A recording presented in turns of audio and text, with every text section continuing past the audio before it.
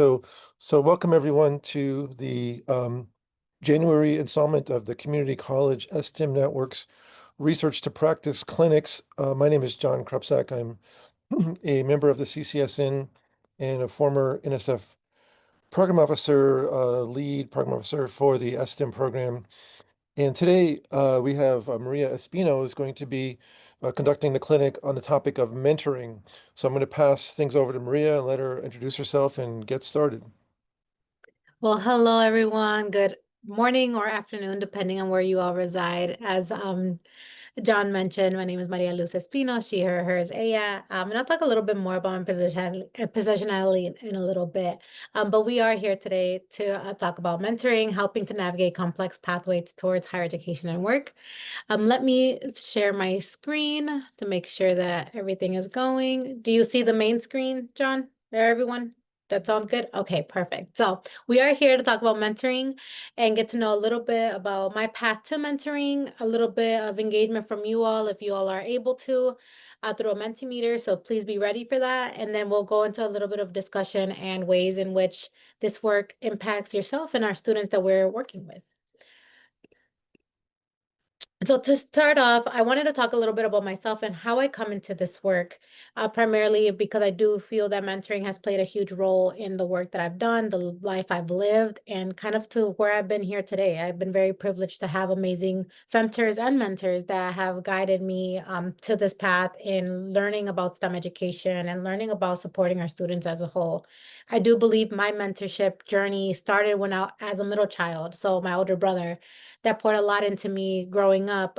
Older siblings are older siblings, so that looked a little different, especially since I am the only girl in my family. So, at the top photo is one of my more precious photos of my two brothers. That I feel that mentorship comes from my older and my younger brother that had led me to really give my all and give my community and my wisdom through this mentorship. But also, I am a proud product of TRIO. I am a McNair Scholar.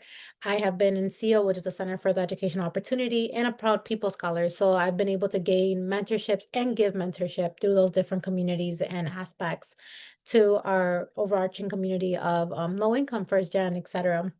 And the bottom two photos are my current groups that I have been involved with as I was a doctoral student and now as a professional through Chalice and through the RRG, which is the Rodriguez Research Group, that have poured a lot into me, whether it's STEM education and just overall learning how to navigate the path of higher education and community college work that I've been able to kind of ground, and the reason why I'm really passionate and care about STEM education and mentorship as a whole. So to start off with everyone here, I will drop a link in the chat if you are able. I wanted to include y'all to see what is mentoring. As this loads, essentially, it's gonna have just if you can be able to put adjectives of things that when you think of mentoring, what comes to mind. So if you could join via menti.com and you use that code given on the screen, you'll be able to just put in a couple adjectives if you are able while we are on the screen. I'm going to try to copy my notes and put the link in the chat if this lets me. I don't think it is though.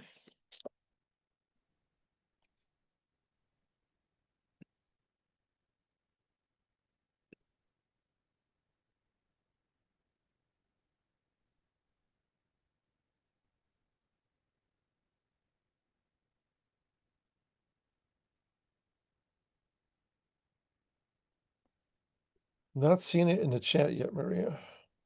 Yeah, I'm gonna have to manually put it in, so I'm Okay. doing it now. Okay, I think I typed it in properly. Yep. Great.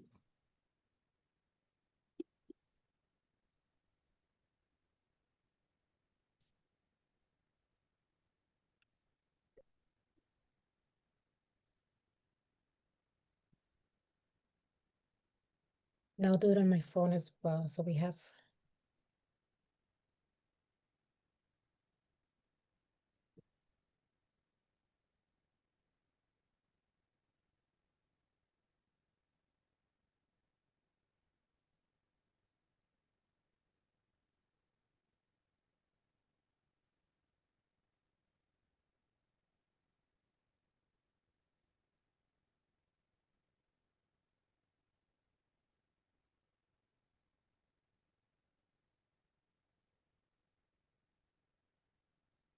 Give it another minute and then I'll see if we could get it refreshed.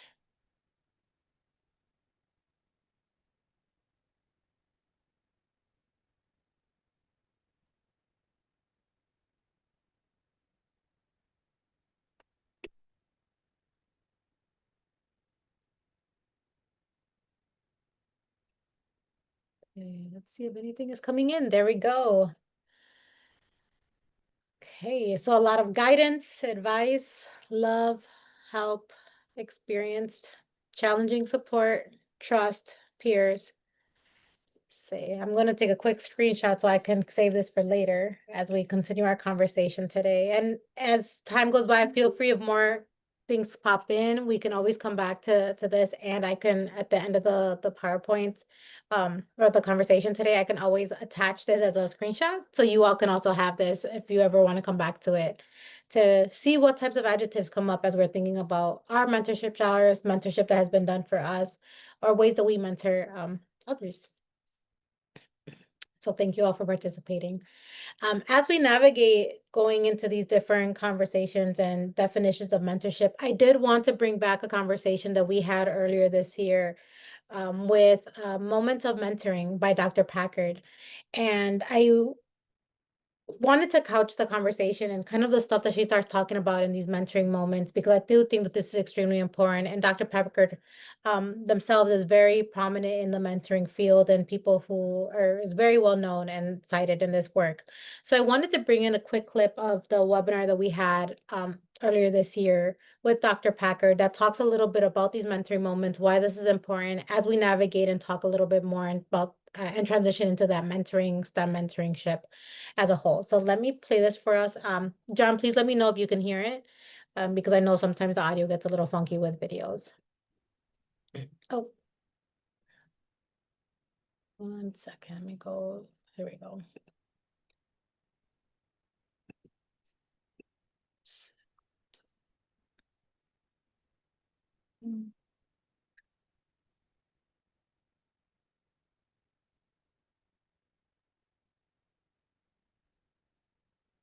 And so that's why I talk about mentoring moments.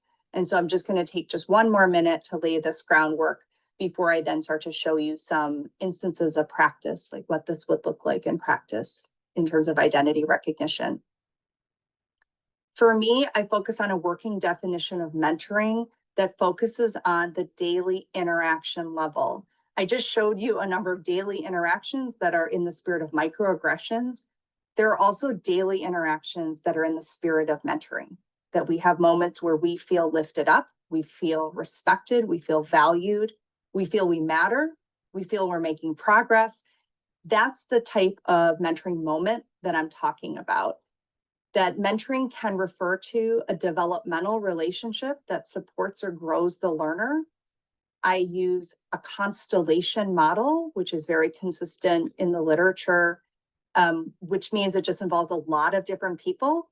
So even if we are in a mentoring program, or we are assigned a mentor, or we have a peer mentor, we also are embedded in a broader system where we should have access, in theory, to lots of different mentoring opportunities, at least at the interaction level. And so mentoring refers to a collection of interactions that provides a function. That function might be research, skill, or academic support, grant getting, socio-emotional support. So we sort of think about what the collection of mentoring interactions is leading us to, and it's the mentoring that's predictive of positive outcomes. So it's not necessarily that mentoring is magic, but mentoring is associated with and often predictive of academic progress, retention, and transferring to a four-year institution. So I'll just pause there for a second before I move into then the shift from the microaggressions to thinking about mentoring as micro validations. Like if we want to think about mentoring moments versus necessarily mentoring programs, which mentoring programs may be necessary to produce a lot of mentoring moments. But there are also lots of other places where those mentoring moments can happen. I'll just pause there a second and see if there's anything that anybody wants to pause about in the chat, feel free to drop anything in there. If there's something that you want me to, you want to share at all.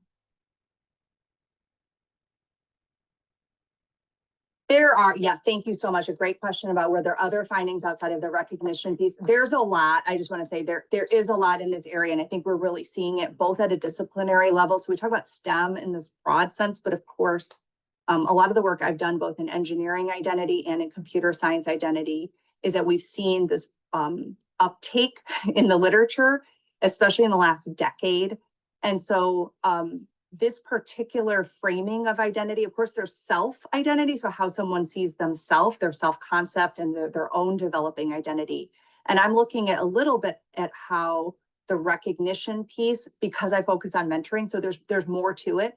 But for me, the part that resonates in the mentoring literature is what is the role of other people in how we then develop, or our students develop, their science identity.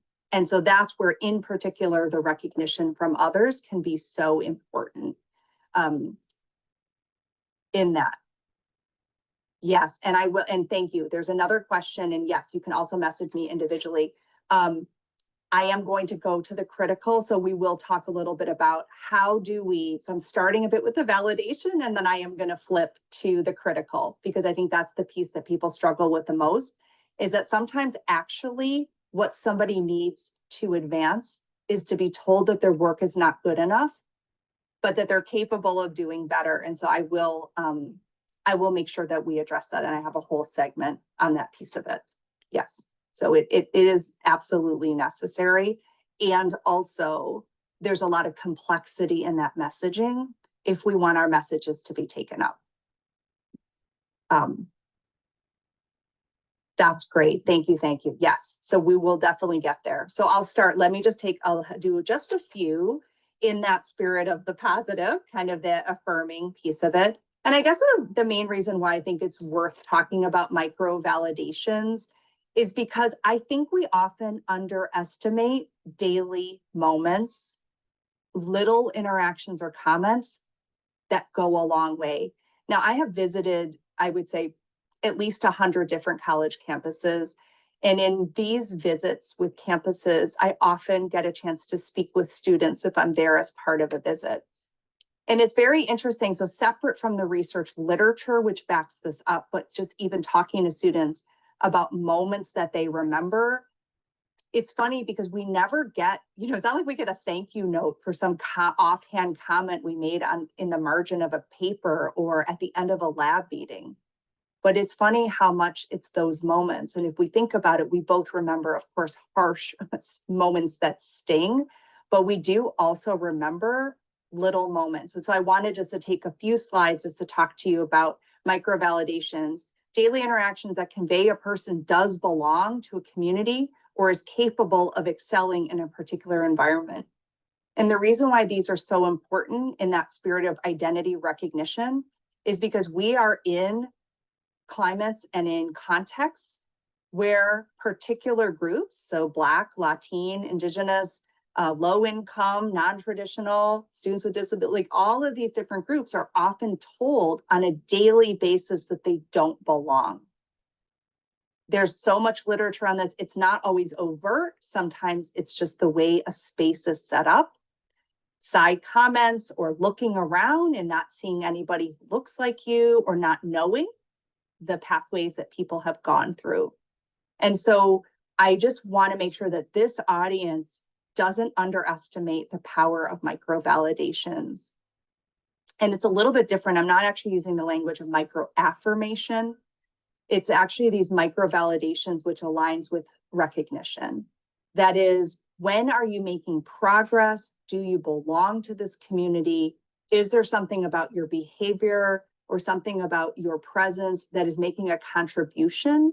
And so it's really kind of validating your presence versus necessarily saying you're just like a good person, okay? And so one this is a study from a while ago that when I was starting my work on community college transfer, but I have actually seen this lifted up by a number of ongoing projects right now across multiple states where people are working with community college transfer students. And so what we did was we looked at hundreds of students in community college settings who were just gearing up for their transfer. And upon their transfer, we asked them, who was the most important faculty member who made a difference in your decision to transfer? And so we had a whole list of faculty who were named, and there were definitely people who were named dozens and dozens of times. And then there were people who were also named, but once or twice. So these were all good faculty who obviously had done some good work to kind of get somebody on the path to transfer. And then we surveyed the faculty about their behavior, and we asked them about how much time do you talk about transfer with students, and how often do you do that in a classroom setting, and how often do you do it in a one-on-one setting?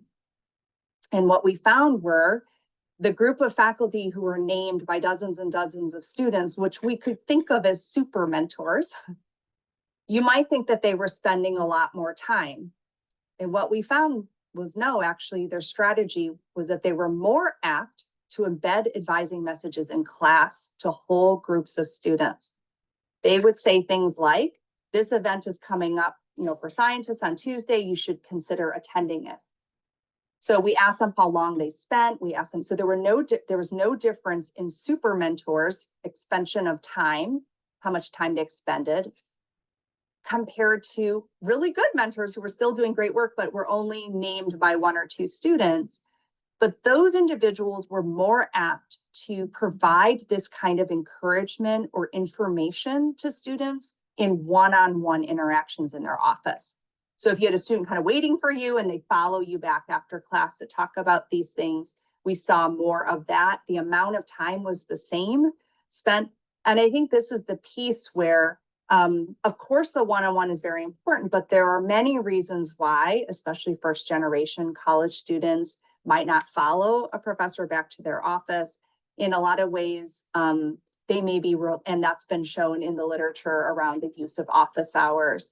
And so as we start to think about strategies of embedding mentoring moments, we have to think about places like our classrooms and how we can partner, not necessarily for the professor to provide that advice, but also these are places where having partners in the broader institutional context be a guest, and allow them to kind of talk to and advise the students, because this might be the only place where some students hear those messages. And so that's one piece I just wanted to share as an example. So I wanted to show that quick longish clip because I felt that a lot of the stuff that Dr. Packard talked about in this section focused on those mentoring moments, really set that foundation of what mentorship can look like inside a classroom, especially with the given example towards the end that was provided. And again, this is one of the webinars that we have done as a CCSN, so please feel free to, it's an open resource for you all to be able to go back and look at while you're looking at this stuff and clearly interested in this topic to get a little bit more background information on as well. And as Dr. Packer was talking about different aspects of mentorship and kind of knowing what we know in the literature for mentoring, there's 5 different components that really are interactive, intertwined as we look at mentoring and the overarching landscape of what mentoring does for our students and for ourselves as we navigate this area. So these 5 different components are open and inclusive, essentially creating a space to be able to and welcome others, to be able to have open dialogue, etc. 2, as Dr. Packer was just talking about identities as well, be identity centric, being able to support students with their intersecting identities, overlapping identities, whether it's in a content area or in personal lived experiences. Being identity centric really helps advance students in the way that they navigate and feel seen and validated through these different areas. 3, honest and transparent and honest. So having the opportunity, set up meetings if things don't work out, being transparent about your availability, the way you can mentorship, the amount of time that you're able to contribute to this mentorship relationship. It's really important. And just overall being honest through conversations that are coming up, whether it's about a career field or about a class or just about personal life, just being very honest allows that mentorship to grow and be and foster itself. Fourth is collaborative and result oriented. So making sure that there is an outcome, be that things that you can work together to get and to be able to do, whether it's working on a paper, teaching someone how to navigate the field. I know for me, one of the big examples that popped in my head was when I started as a McNair scholar. I had no idea what research was, but I knew I wanted to learn. So kind of learning those building blocks of my mentor helping me figure out what is a literature review? How do we start looking at literature? And how, for me, that result was creating a literature review at that point. But knowing what the end point is and what both of you want from that mentorship relationship with your mentee or you being mentored yourself.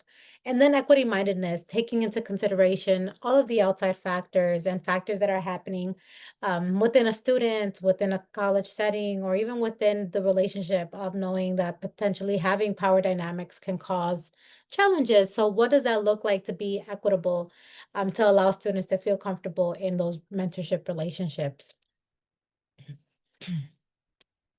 So as we navigate a little bit more towards understanding and knowing of the the STEM mentorship in community colleges, like we know the literature has told us, and as community partnerships and practitioners yourselves, I'm sure you see that community college do play a huge role in advancing STEM education, especially for students who are of first generation, low income students with disabilities and non-traditional students in advancing STEM in these educational pathways. So it's very critical for us as practitioners and researchers to really understand what does this look like and how can we potentially help students navigate this area and continue their STEM trajectory. So when we look at these different areas, and particularly when we look at STEM mentorship, mentorship again can be both academic and professional. We know that it has emerged to really understand and address challenges that happen in these different settings. Again, whether it's academically, helping with a class, helping with research, or professionally looking for a career, things like that. Mentorship relationships have been shown to really increase that sense of belonging, improve those academic performances, and overall increase persistence and or transfer. As we navigate mentorship, mentorship is extremely mentoring is especially important for STEM students, as again we kind of started hearing it with Dr. Packard, but as students connect with faculty, they connect with their peers, professionals, folks outside of the network that they may not have that you invite in or go into a career fair, etc. And all of those different areas in mentorship are building blocks that support students and are the foundation for student success as they navigate the STEM education experience or having mentorship in STEM during their community college experiences. So one of the things that we also have put out for the CCSN and for this research to practice clinic is a brief.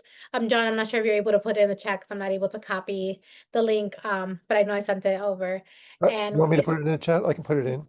yes, please, thank you. Great. All right, I'll do that. Thank you. And we wrote a quick literature, or I wrote a quick literature brief on mentoring. So these are some of the things that popped up in the findings of this quick literature brief. And John, thank you so much for whenever you can dropping that in the chat. And it is accessible on our website for you all to read. All of these things, all of these different areas have the citations, and it is available on that brief that I see in the chat. Thank you so much, John. And there's 5 major parts that came up in the types of mentoring models that are available or have been successful in community colleges. The first is STEM e-mentoring for students, especially students with disabilities. So e-mentoring is having a Zoom call, being able to have these or Google Meets or some type of um, mentoring platform to be able to connect with students and their mentors without having to have the geographic or physical barriers. This allows students to have accessibility to their mentors via Zoom, via Google Meets, however your WebEx, your platform is, but it allows and takes away that extra barrier of having to be physically in a place, whether it could be a hindrance if they have a physical disability, or if, sometimes students have invisible disabilities that it takes a lot for students that have a mental health situation that they would rather do something or virtual that allows students to be able to get connected and still get the mentorship and the needs that they want.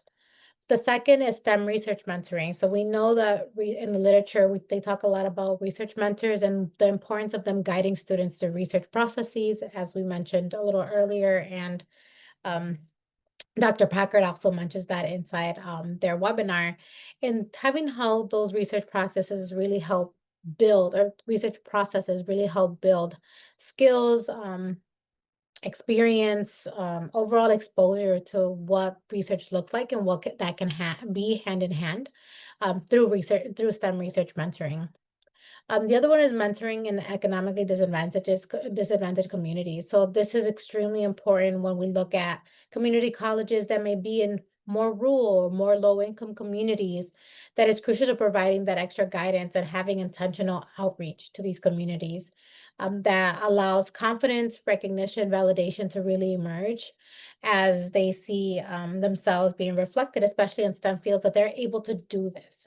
We saw that a lot in that mentorship moment and the micro validations.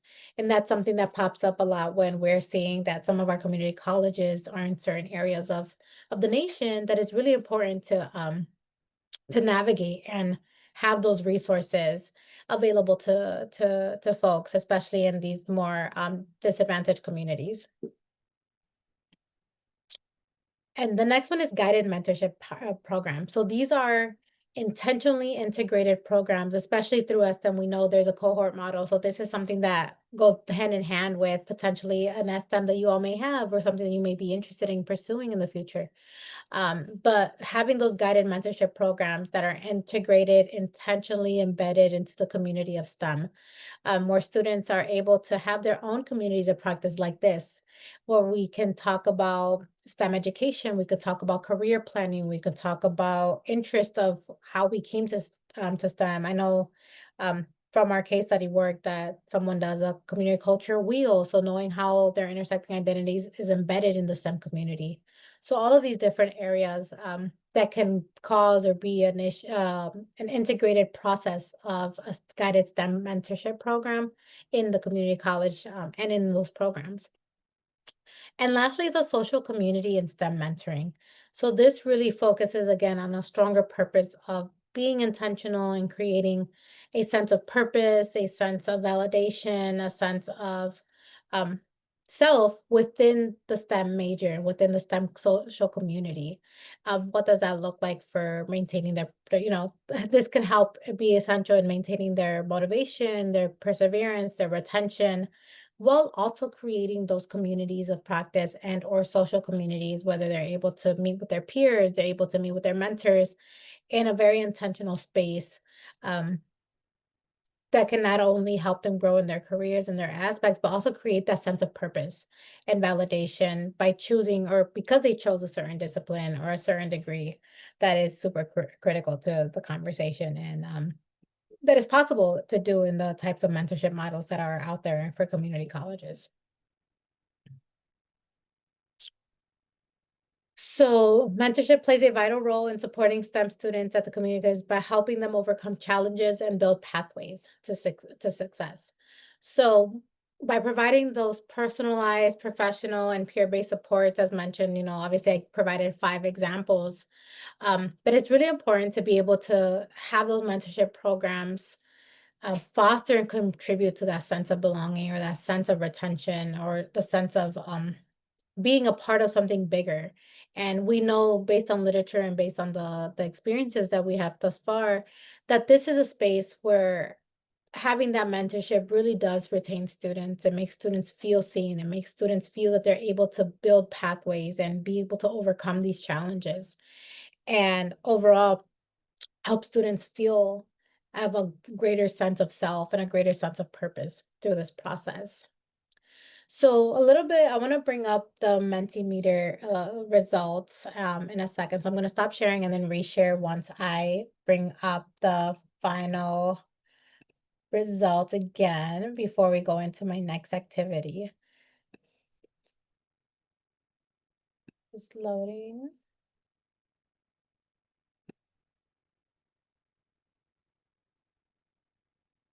Okay.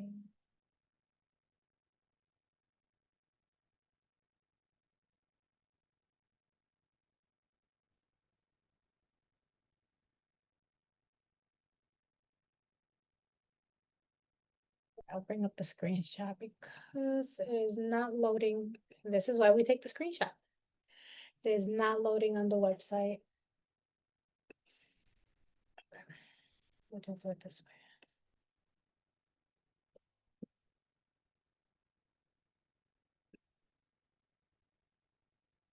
Okay. So when we think about these different adjectives that came up as we were talking, or that came up as we began the research to practice clinic today, what are things that come up for you all? And feel free to unmute yourself or put it in the chat that come up as you see these words of guidance, advice, support, or any of the words that come up that are sentiments that come to you of why you think these are adjectives for mentoring and how you see this play out in mentorship circles that you are a part of.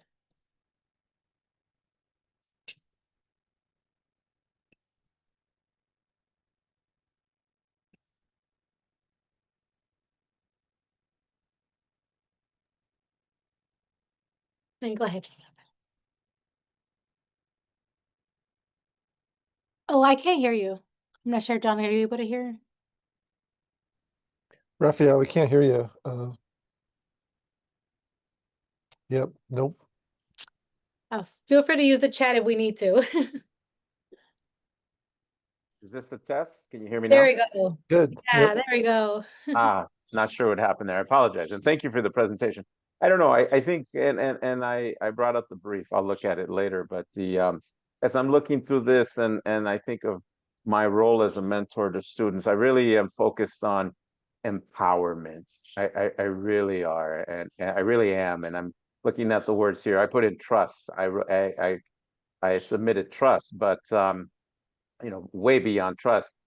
I'm focused on empowerment because they're you know, and especially when they're first generation and we're talking community college, that idea of being first generation keeps coming up. It keeps coming up in every environment that they're in, and then there's new mentoring that's needed there and new mentoring. Whereas, you know, I focus on empowerment and I focus on building the foundation for them to be in control of their learning, to be in control of their lives, and really have the mindset that they define themselves. It doesn't matter what environment they define themselves. They walk into into whatever environment, they're going in knowing what they're bringing. They're going in knowing that if they'll use self-advocacy, they know they'll embrace vulnerability, but you know, and they're not defined by others or outcomes of situations. So it inspires me in that way, just listening to your part of the presentation. Thank you, Dr. Espino. Yeah, of course. No, thank you so much for sharing that. I think that's something that was super, as you mentioned, empowerment. We don't have empowerment up there, but I think that's something that's so critical that, and then the constellation part of Dr. Packard's part kind of came in, like empowerment goes to trust, it goes to care, it goes to growth, and love, even like the different connections that I see there. So thank you so much for that. I'll just jump in with a quick comment. Raphael, I really like your characterization there because I've been struggling to think about what's the difference between advising and mentoring. And I think your sense of empowerment characterizes mentoring. Advising seems more mechanical, more like everybody can get the same advice if as far as schedule or what courses to take. But I really like your characterizing mentoring as empowerment because that takes it to a different dimension there. 100%, 100%. Completely agree. Anyone else has any other comments or inputs? Feel free to use the chat or unmute. We're welcome. This is their space. I know for me, I think I'm reflecting a little bit more because I do think there is a lot of overlap through advising, John, that you just mentioned, but we do see that extra push of there's an extra layer when it comes to mentorship where it's more vulnerable, more interconnected, whether it's professionally, emotionally, just sharing another piece of yourself. I feel like that constitutes that extra layer of mentorship. especially if, as you're creating those relationships and those connections. So thank you for that. I wonder if this ever actually, nope, it never ended up loading. So thank you for doing that. But as we're thinking about these different things and these different aspects of the adjectives that we use, I'm actually going to bring up another activity. So if you have like a, obviously a little notebook or something on the side, or even a Word, if you want to pop up a Word document, I wanted to be able to, here we go, come back to my slides.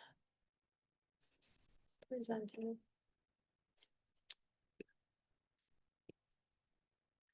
Because there is this resource that is through the NCFDD, and I wanted to share it because I do think that even though it was created for faculty members and faculty development, I think it's still extremely important for either ourselves as mentors and or mentees and or our community college students.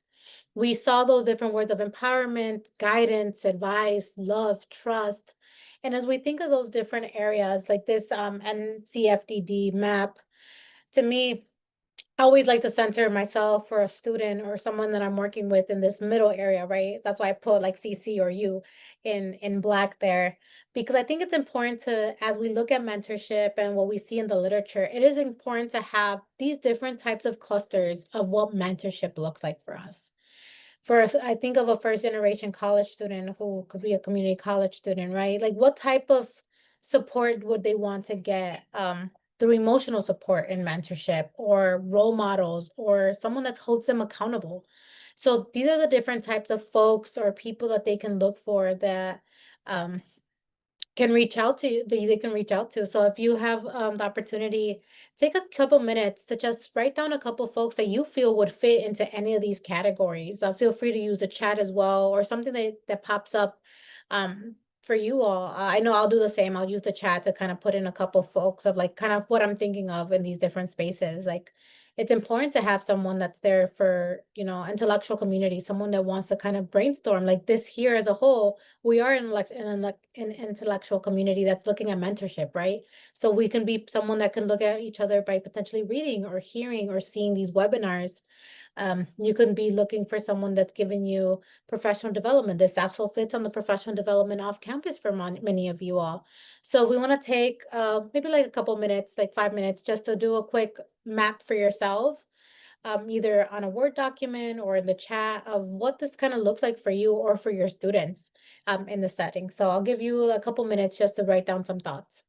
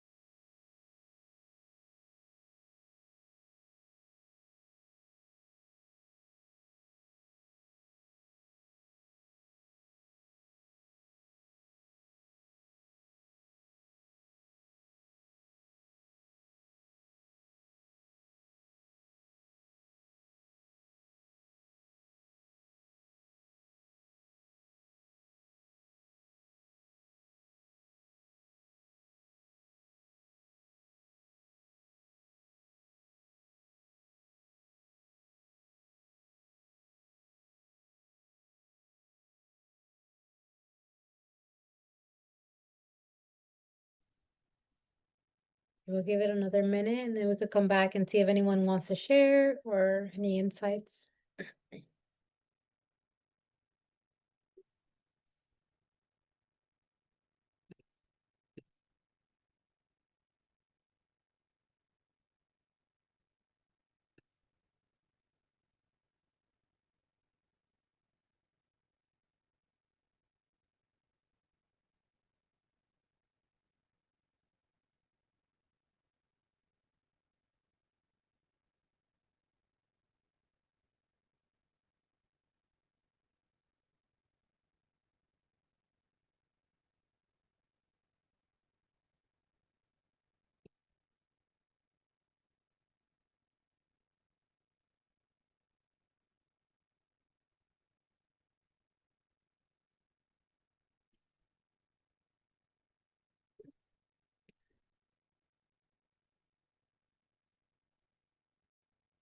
Yeah, I see Sally's responses in the chat. So I want to bring in for students, role models like the MESA faculty sponsor, professional development, the MESA director, very overlapping, overlined, intellectual community, peer study groups, tutors, emotional support, counselors, MESA program staff, and a safe space, the MESA Center. Okay, I love. I also put the link in the chat. Thank you so much for sharing, Sally. I put the link in the chat to this map. So obviously it is tailored to faculty, but I do think that there is some key components that you can also learn from, take out, and potentially use for any activities like this for yourselves or for your mentor groups, or for your students. Is there anything else that popped in your minds, or aspects to contribute that you are interested in? I know for me, I did a lot of like intellectual community. Every time I come to a research to practice clinic or a webinar, I feel that I learned so much for my own development and even for the development as me as a mentor for students. Like, what other resources can I bring them? What other things can I do to make my relationship with my mentees better or more accessible for them? Um, my emotional support is always my mom, even though she has no idea what I'm also a first generation college student. So a lot of the time she has no idea what I'm doing, but I'll go and vent and be like, oh my God, I'm so stressed out about writing this paper. But it's still a role model and a mentor. And obviously, it's very different, but it's still a very emotional support aspects. And for me, I think of safe spaces as people and as locations, but I chose to pick two areas because I do have my room where I try not to do any of my work in, so I could use that as a sanctuary. And then my kitchen, because I do love to stress eat, but I know it's also a place of like love and heartness if I'm able to actually go and cook because it's a stress reliever for me. Um, to be able to really take care of myself and my journey through mentorship, whether it's I do love to cook for my mentees, so that's something I miss doing back home. Is like creating little kumbayas, kiki circles here in like my home, so they see me outside of an office or something, if they're comfortable, and always in a group setting, for sure, to be able to do a more home cook, because for me that's something that's very crucial to my cultural background, is having those types of community circles, um, that I thought was really important to add in there as well. So not sure if anyone else is open or willing or would like to share. We'll give you another minute or so.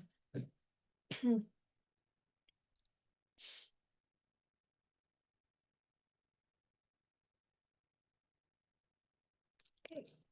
Yes, I dropped the resource in the chat, as well as I know John dropped in the link for the webinar, which is amazing. Thank you so much. And the brief that we have.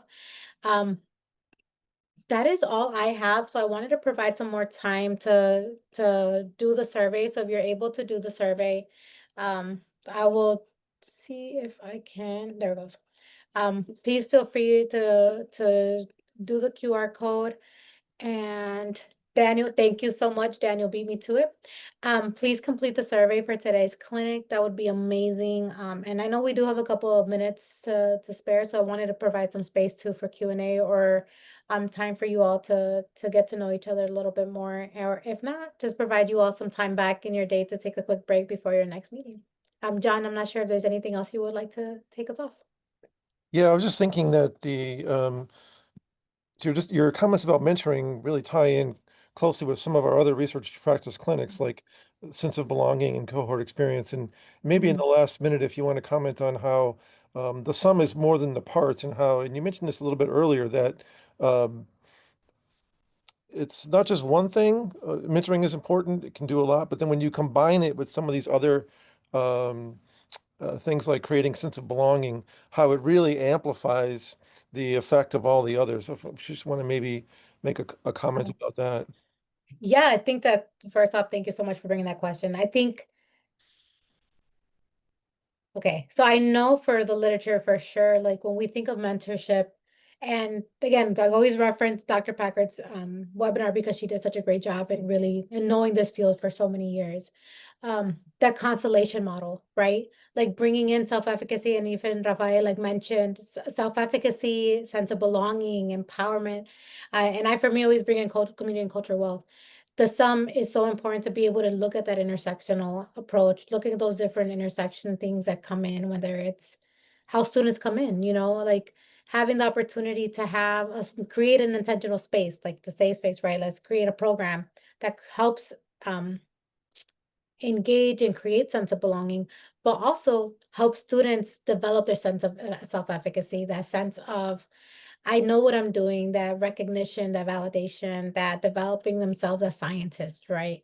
It's really important to not only know of mentorship as the abilities of what we can do, but also the other parts that come in, whether it's us creating that safe space for someone and a sense of belonging, or us giving the resources or the tools for students to feel confident in themselves, for them to be seen, especially for our marginalized folks, right, or systematically excluded folks that are coming in, or non-traditional who are coming in to do a whole new career.